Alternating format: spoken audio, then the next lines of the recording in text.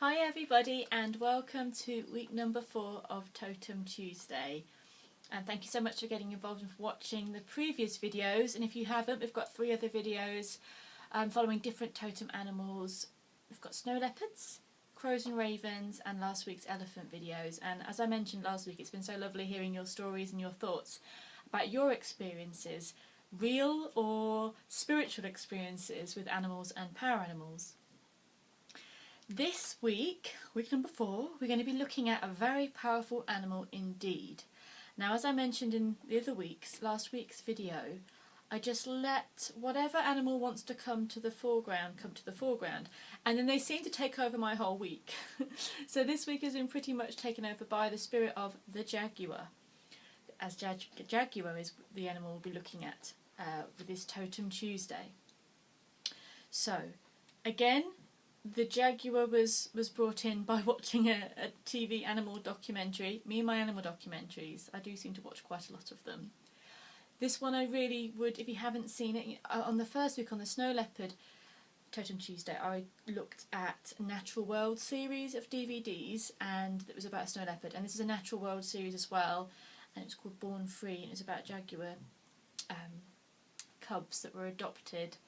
And the idea was to rehabilitate them and send them out to the wild. So I honestly don't do every animal that comes to watching a documentary every week. It just seems to be the one that stands out the most. So after deciding that I wanted to do Jaguar for this week's Totem Tuesday, as I mentioned, yeah, I got quite overwhelmed by the energy of Jaguar. Now, of all the big cats, of all the wild, majestic and wonderful cats, Jaguar to me feel the most uncomfortable. There's this kind of energy of uncomfort towards humans because they can blow and kill you. I mean, I know all big cats can, but when I've spent a little bit of time, obviously only in a wildlife park, not out in the wild, looking at a Jaguar, you could just sense this energy of them, and it was ferocious and it was strong and it was powerful, and it was almost like it was just looking at you going, if I could get out of here.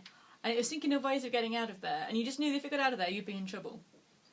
So it's not just in the way they look at you. The whole energy that seems to come off Jaguars is something that makes humans, something that can make humans quite uncomfortable. It's not a soft coochie coo, rub your belly, have a purr kind of cat. This is a fierce and very strong and anciently powerful animal. So, one that I saw in a wildlife park, and again, we can have discussions about wildlife parks being right or wrong, and it's horrible. It's hard to see these amazing creatures behind cages. But this is not about debating whether this is good or bad. This is just that I have seen one, and I was just overwhelmed by the energy that just emanated off this animal.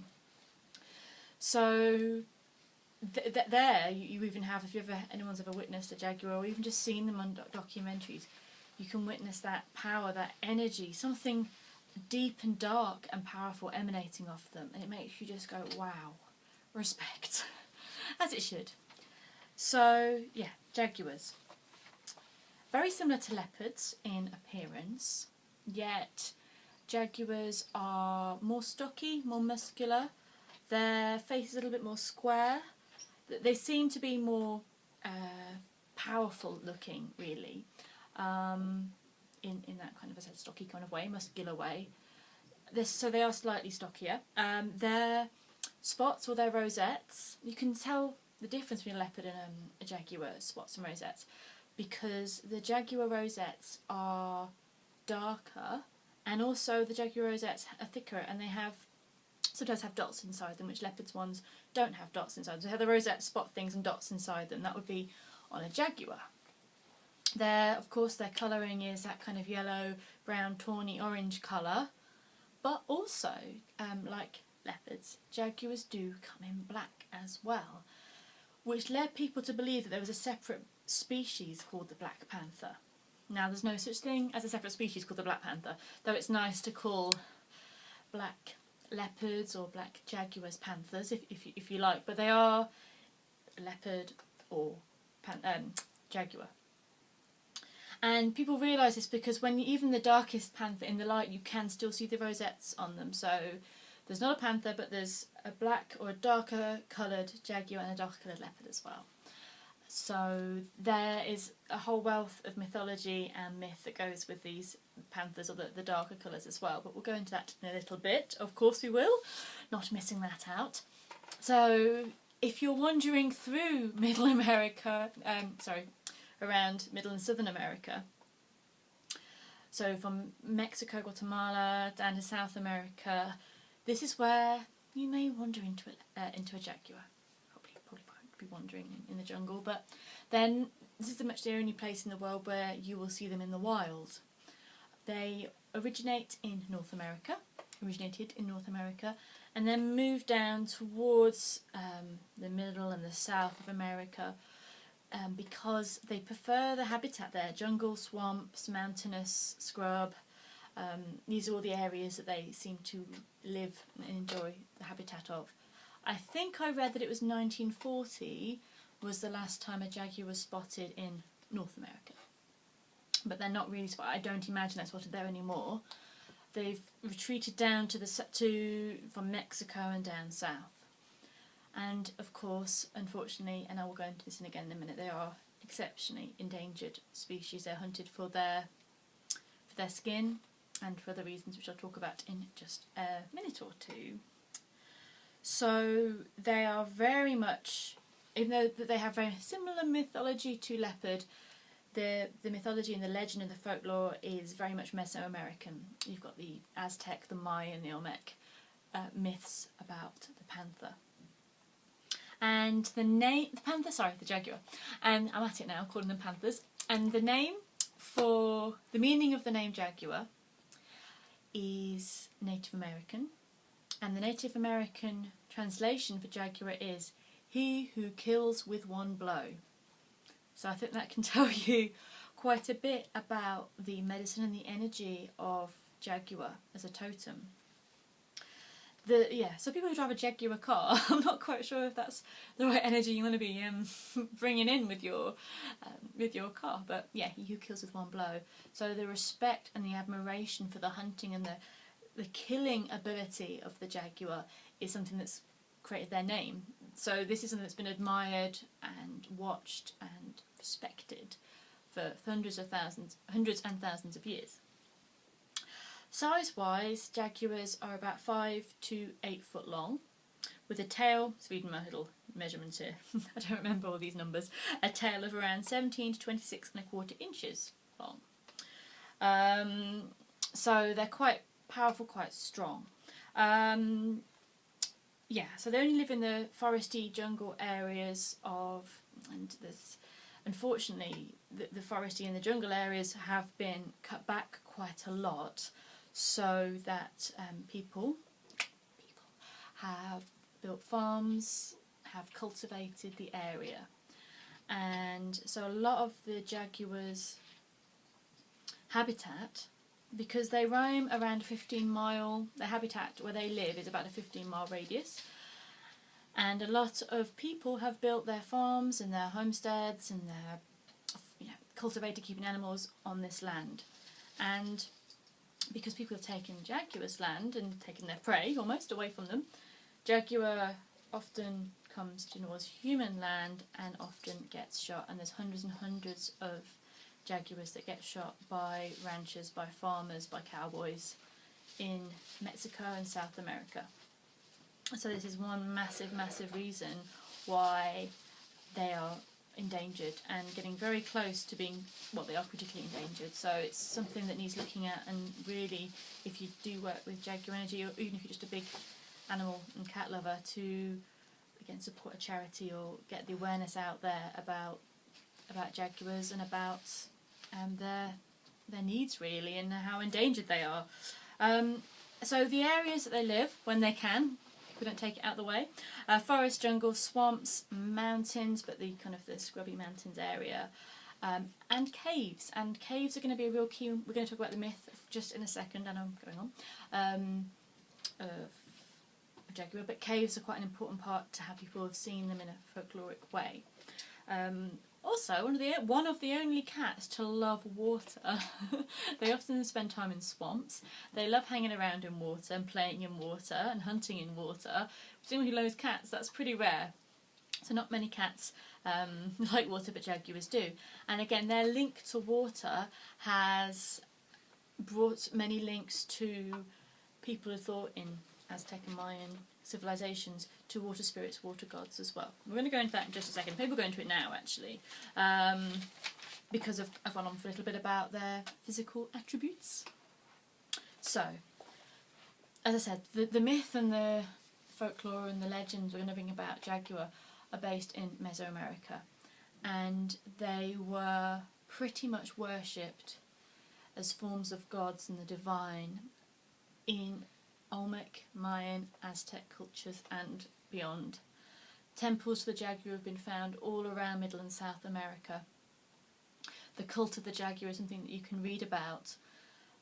Again, there's not loads known because a lot of the information, a lot of the codexes were burnt by Spanish missionaries when they invaded in the 1500s. We won't go into that right now. But what we do know is from looking at sculptures, paintings, carvings, that the sort of the zoomorphic image of a man jaguar, a human jaguar crossover, is seen to be one of the supreme divine states of being, something to aim and to strive for.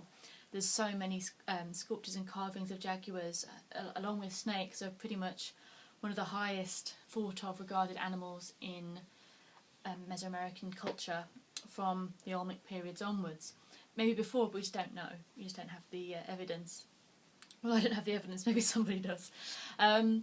So we can see that all over this area where jaguars were, people worshipped them. Where jaguars were, people adored them. They saw how they worked. They probably were quite terrified of them, but they saw how they hunted, how they lived as something to aspire to and something to try and emulate in their own lives. There's a couple of gods that have a form and a guise of the jaguar. The jaguar itself was thought of a god of the underworld. And we'll go back to the cave thing now, and also to the times of day Jaguar is active. But because caves are seen as gateways to the underworld, the fact that a jaguar often dwells in a cave really linked it to the underworld and to the journey in the self, the journey to the soul. And also the fact that they hunt perfectly at night. They hunt absolutely perfectly. They can see perfectly, and they can hunt and kill very easily in the dark. You can see why they became respected lords of the underworld and kind of lords of the night and the midnight sun. So we've got a real powerful link to death and transformation with Jaguar energy. And this is something which people who work with Jaguar energy, who have a Jaguar as a totem or are working in that way at the moment, it won't be a fluffy period of your life. It won't be a period of your life. You won't be the kind of person that takes everything with a pinch of salt. This is a deep, powerful and transformative energy. We go into the dark with Jaguar. We go into the dark. We go into the night. We discover mysteries. We see things very clearly, and sometimes we can make us feel uncomfortable with our power. So back to the myths. So there's a god of the underworld. There's a link to water as well, as I mentioned, because jaguars like to play in water and hunt in water. So there was water and rain gods as well linked to Jaguar. Shamans in Mayan, Aztec, Olmec cultures were often depicted with the skin and the head of a jaguar around them. For the shaman who journeys between the worlds, who journeys often dangerous paths to heal, to find out information, to search for someone's soul, to discover these things, would emulate and shapeshift into a jaguar. And so I think shamans are actually called spirit jaguars. There was that link so strongly that jaguar and shaman, and since, as we said a minute ago, that jaguars kind of go in and out of the night, in and out of the dark. They weave through light and dark into the underworld and out, and that is exactly what a shaman would have done in his or her journeys. Other elements people thought of with Jaguar was vision and a psychic ability. So that might be something that's strong with people who work with Jaguar energy. It wasn't the kind of psychic prediction that would be reassuring. It could often foretell disasters, war. It would be the kind of prophecy which would tell something pretty full on. That Mayans and Aztecs would invoke the spirit of Jaguar to see the future, and they would do this by looking into a smoky obsidian mirror. So scrying the obsidian crystal could well be something that you, if you're interested in Jaguar energy, would work with. What else do we have here? So many things I've written down. This kind of path of looking at Jaguar as a power animal this week has taken me into the British Museum over the weekend, researching Aztec and Mayan history and myth. It's been quite an adventure, really.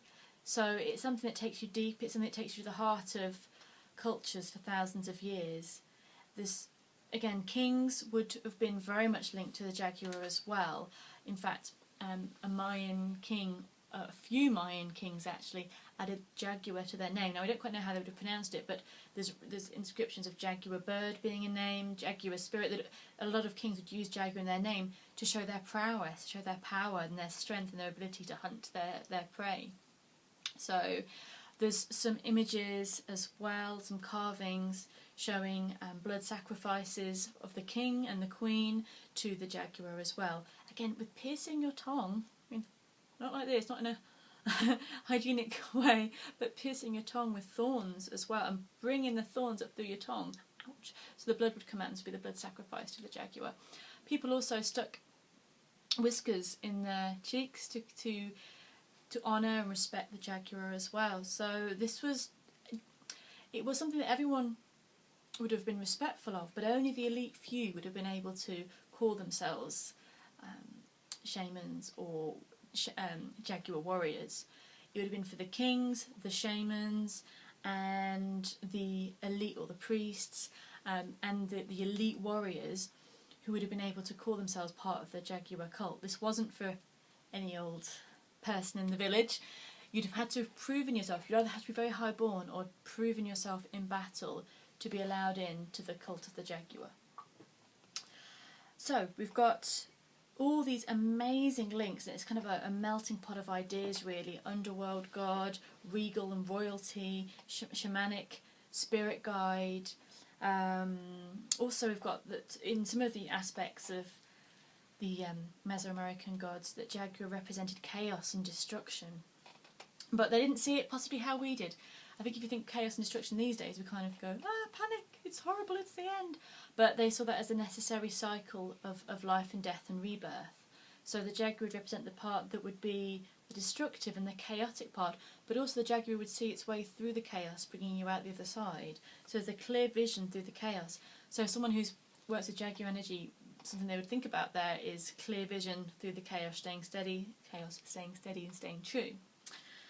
So psychic and intuitive would be a real strong part, as I mentioned. Vision, strength, physical strength to hunt as well is an important aspect of Jaguar. There are great runners over a short distance, not amazing at long distance running. So just over very fast and powerful over a short distance of time, not so much over a long time. So maybe a way to pace your life if you're working with Jaguar energy, not to take on too much or overburden yourself. This is kind of pacing yourself, having fun and enjoyment placed into your routine so you don't overkill, because there's such an intensity with Jaguar, it'd be easy to overdo it. The Jaguar is a loner.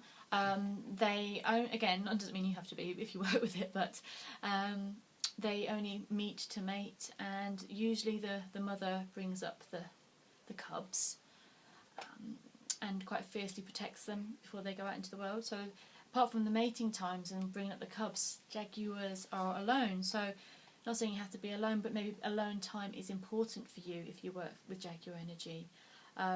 Also, they're natural born leaders, but there's that link there that if you become a leader, you don't get that alone time as much. So there's a balance of walking that path of being powerful, being a leader, but just keeping your own sense of privacy. As I said earlier on, the power and the strength of the Jaguar can make other people uncomfortable of them and of you if you're working with the energy. So that's something to think about, not to worry about, but something to be aware of. And so we've got so many things I could go on about here, but I will leave it there because I'm quite sure I've gone on for quite long enough. But we'll just leave with a few more. We'll just have a sum up of some of the words that I was talking about there. Moving through the chaos without fear, being able to go through the darkness and the light, seeing through the underworld, doing work on our own souls, reclaiming our own primal power, and being a fierce warrior. So I will leave it there with my week on Jaguars. I probably missed out loads of stuff, and again, if I have missed out stuff, I do write it on my blog if I think about it later. So please come and find my blog, the information's here. I'm loving your stories and your thoughts and your words of wisdom, so do please keep writing your comments. I absolutely love reading them.